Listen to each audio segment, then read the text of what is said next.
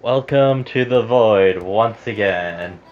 This time we're going to talk about something positive instead of something negative, like Fur Boy again. Because, I'm waiting for like roughly a month before I do another video on him. But yeah, anyways, talking about positivity, let's talk about the most positive sea creature in the ocean, SpongeBob SquarePants. He's popular, he has a movie, but the best thing about the movie came the video game. Hell yeah, that game is fucking awesome, and that's what we're gonna fucking talk about, guys. I don't know where to start. Either starting with the story of SpongeBob the movie, which I really doubt I need to talk about, or just talk about the game itself. I'll probably start with kind of a summarized version of what happens in the movie. So if you want to skip that, you can. But spoilers are gonna be in this video. I don't know when I'm gonna spoil shit, but trust me, there's gonna be spoilers in this video. So yeah, don't expect to not hear a spoiler during this video. If you don't want spoilers for the SpongeBob movie or the SpongeBob movie game, just click off. Okay, let's get started. The story is semi-hard to, put into a summary. I mean, it's kind of hard for me to do it off the top of my head, but fuck it, here we go.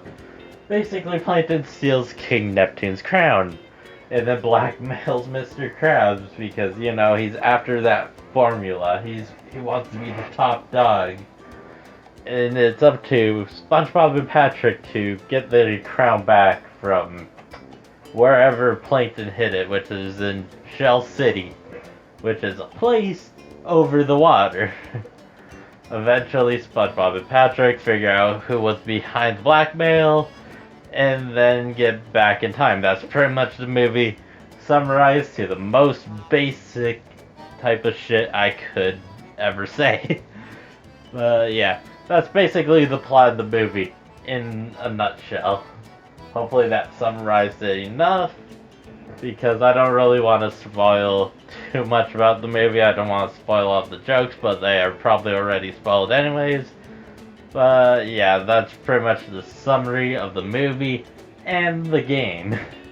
But the game adds on to it, but I'm not gonna say that here. That is mostly for like the gameplay section. But yeah, that's pretty much the story summarized in a nutshell. So yeah, how do you base a movie game based off that summary of a movie? Basically, you add a lot of fun shit and make it a platformer. Unlike every other movie game that I played, this is the funnest game that ever does this. I mean, the games before it sucked ass. Heck, even the SpongeBob movie-based games after this suck ass. But I feel like this does it good. I'm gonna have to talk about that later. This is just a quick story summary. I'll see you in the next part.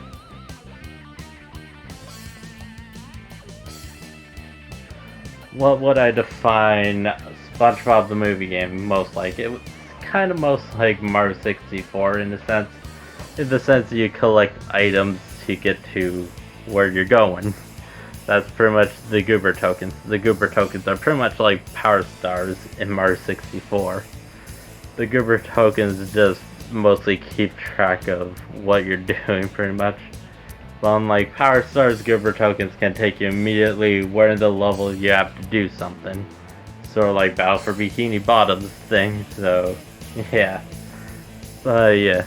What do I think of this system? I think the system's alright. If you can teleport straight where you need to go, that is pretty good. That's kind of why I like Battle for Bikini Bottom in this game, because you aren't teleported to the exact beginning of a level. No, you're teleported where you need to be, pretty much, if you select it through the menu. But yeah, what else is there? There's dumbbells / weights, which you can upgrade your attacks from. I'll talk about your different attacks you unlock through the game later, but there's a decent amount.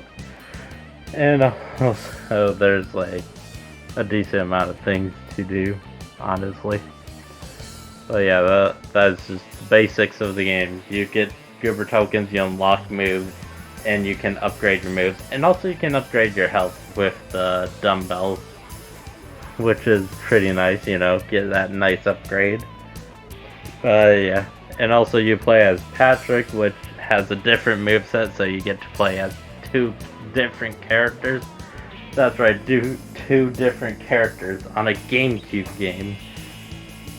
But you have to go to a certain box, I think it's a restroom in this game, and press R and you switch to Patrick or Spongebob, depending who you were already playing as.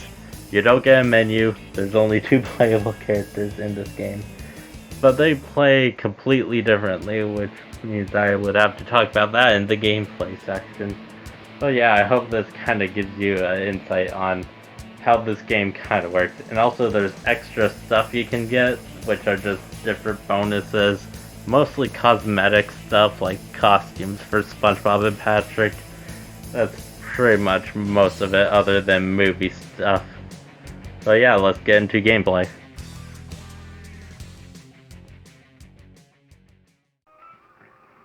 Sorry for the janky camera, this is in my room. My brother has the Wii in his room. But yeah, this is the moveset you begin with. You start with a double jump, and you get your spin. You can upgrade those through these dumbbells, but I might use cheats, because this game has those. And you have no other moves at the moment. You unlock those later in the game. I'll show you those when I use the cheat. I'll be right back. Okay, I used the cheat to unlock the moves. With Y, we get the punch up move. With X, we get the bowling. With R... Was it R? Oh. Yeah, with R, you get the guitar move. We can't slam on the ground like Battle for Bikini Bottom, but yeah, those are all the moves and we can upgrade them. I'll show you the upgrades for SpongeBob in a second. Gotta put a cheat again, but you know, you pretty much get it.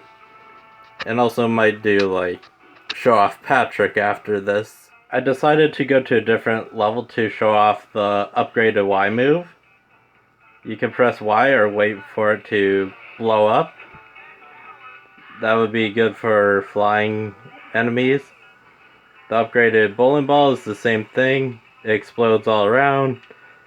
And I think the guitar upgrade gives you more time on your guitar.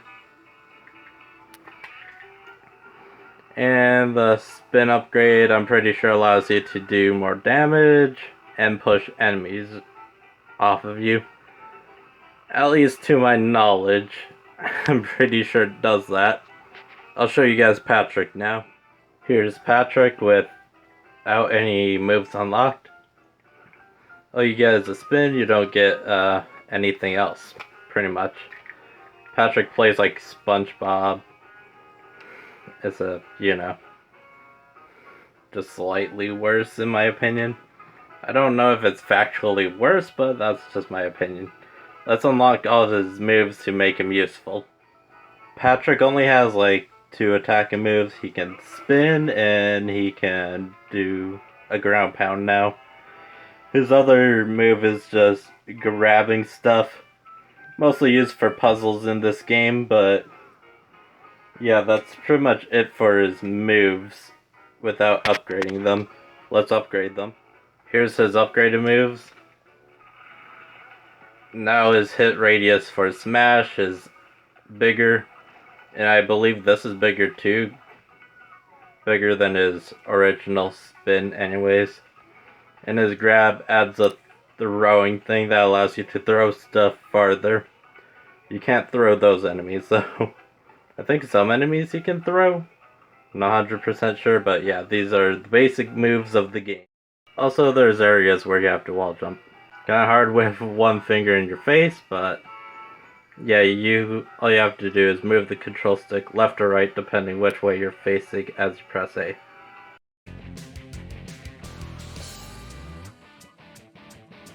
My thoughts on this game for a movie slash cartoon based game, it holds up very well. It actually holds up to this day, I would argue, because the game is actually fun no matter what you do in it. Just think of it as a linear Battle for Bikini Bottom, if you play Battle for Bikini Bottom. For a new person looking for some old classics to play, I'd definitely recommend this game next to Battle for Bikini Bottom and Wind Waker. I gotta say, this game holds up well to this day, even though you can probably find some stuff to complain about.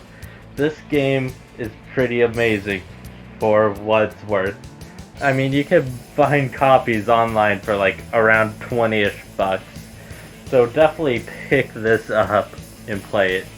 I'd say 100% complete it, but there is some stuff I haven't talked about. Like Spongebob, which is the worst part of the game in my opinion. The boat riding sections, which are meh. The slide sections, which are decent. But yeah, other than SpongeBob, this game really has no flaws in my eyes. Or at least not enough to say I don't want to play this game. This game holds up very nicely. I'd give it out of 10. Try to think. I'd give it an 8 out of 10. How about that? We give this game an 8 out of 10. The first game I review, in a SpongeBob game I review, I think nothing can really topple this other than Battle for Bikini Bottom. But yeah, as a SpongeBob game, this is one of the best SpongeBob games.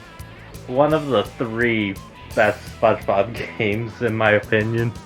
But yeah, I'll see you guys later. Bye!